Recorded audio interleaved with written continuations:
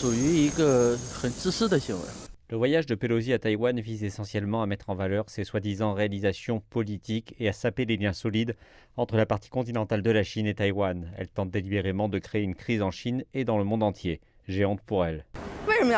Pourquoi vient-elle? Taïwan est une province de la Chine. Comment ose-t-elle visiter la région secrètement sans la permission du gouvernement chinois?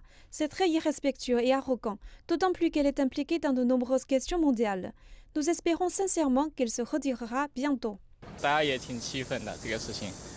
Nous sommes très fâchés que les États-Unis, en tant que grand pays qui a établi des relations diplomatiques avec nous, la Chine, adoptent une attitude à double visage et ne tiennent pas leurs promesses. Ils ont exprimé leur respect pour le principe d'une seule Chine, mais ils ont laissé une importante personnalité politiquement sensible dans leur pays se rendre en visite à Taïwan malgré l'opposition du gouvernement chinois.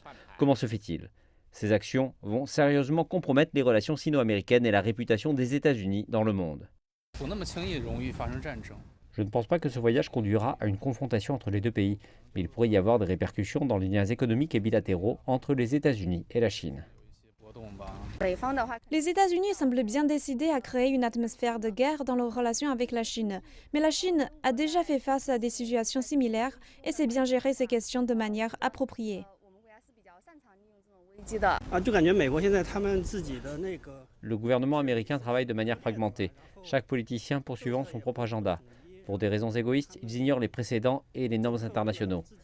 La visite de Pelosi mettra les relations sino-américaines dans une position dangereuse.